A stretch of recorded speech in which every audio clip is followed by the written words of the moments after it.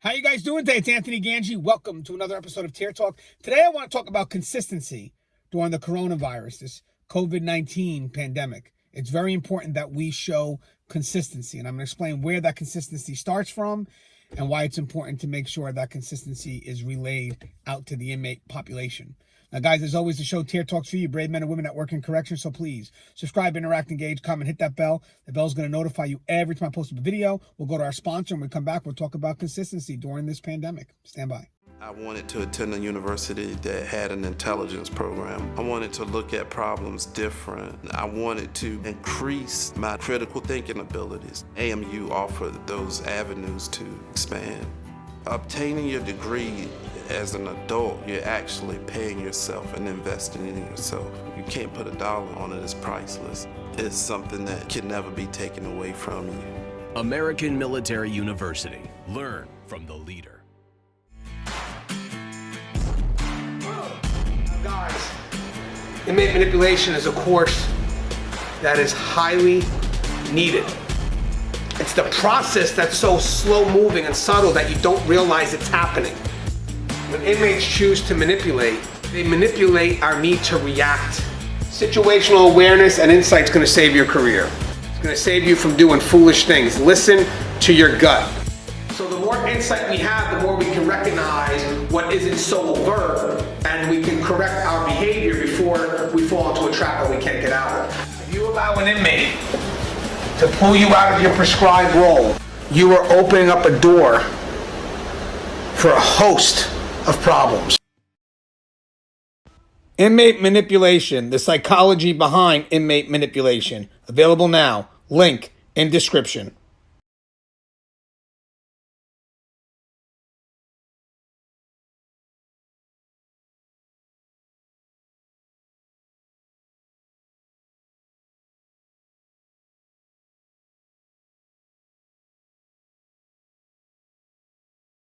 Thank you guys for listening to our sponsor. You know, as we face these unknown times, coronavirus, the COVID affecting our prisons and jails, you'll see that there are some agencies that have been dealing with it for the last couple of weeks, and they're learning as they go.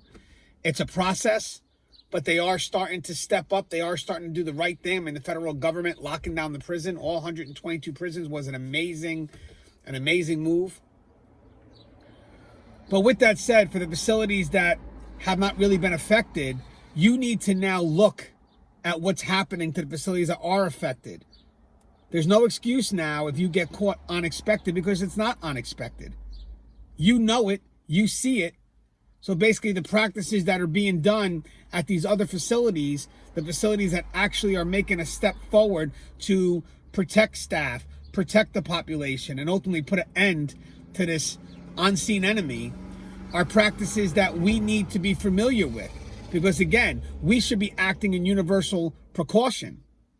Now, during the scramble, unfortunately, there's going to be a lot of agencies that are trying to decide as they go. And maybe that was good the first couple of weeks, but it's not really an excuse now. Right now, we know what's working. We got the rules of how to play this. So right now, the failure to keep on, not addressing what needs to be addressed and to find some consistent ways in how to handle this is really unacceptable. We have sacrifices being made every day. Sacrifices that pretty much state this is what works and this is what hasn't been working. And now to see some facilities kind of in the mix of deciding, well, should we do this or should we do that? Should we lock it down? Should we not lock it down? It just doesn't make any sense at this point when you see what's happening in states like New York, Florida. So basically, the premise of this video is we need to be consistent, which means that we need to be consistent up top. So we're not changing things, because every change makes someone think, wow, they must have changed because they just don't know what they're doing. They need to see solidified practices, and that starts from higher level management all the way down to the front line, all the way down to the inmate population. That consistency, that developed practice that we know will work because it's being employed elsewhere, will also bring about the confidence that we need to really control the response from the population and frontline staff. That's the concern right now. Our inconsistency to deal with this is going to put the front line at risk, because you're going to have inmates that are just not going to trust them. No matter what the staff tries to do to minimize or negate the concerns and really push it on something realistic as opposed to what's sensationalized in the news, it's not going to matter if staff keeps on changing what they're doing. Population is going to look at them and say, hey, how do I trust you? Because today you're saying this and tomorrow you're saying this. Right now, there's some practice being implemented nationally that have not changed. And they're pretty much solidified. And for the most part, they're pretty much working.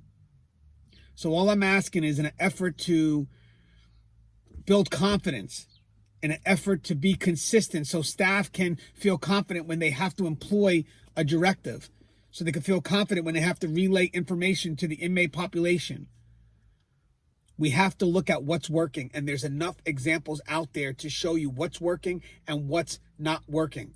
Let's not wait for matters to get worse. Let's hop into that universal precaution.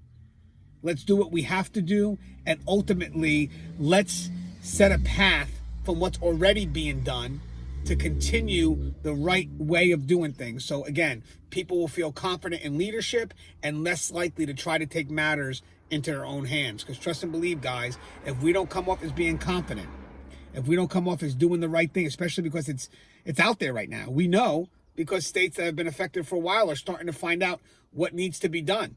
And they're solidifying this path. So for us to say we don't know it, it's unacceptable at this point. We do know what needs to be done because it's happening. Because there have been agencies that are scrambling but are now finding their way, finding their way amongst the chaos. So again, to keep things normal, to keep things under control, we have to be consistent and not be afraid to make a decision. Sure, you may be able to, through that decision, piss off one or two people, but at that point, does it matter? Don't make appeasing one or two people make the agency negligent. And don't change things because you're concerned about a superficial lawsuit. Do what needs to be done, because the end result is going to be, if we don't, we're going to be negligent. And the agencies are going to have to deal with a blunt of concerns from both staff and population. There's no excuse at this point. There's just no excuse not to have a plan. All right, so remember, guys, if you haven't, the show Tier Talks for you, brave men and women that work in corrections. So please subscribe, interact, engage, comment, hit that bell. The bell's going to notify you every time I post up a video. Stay safe, especially in these times. Follow those CDC guidelines.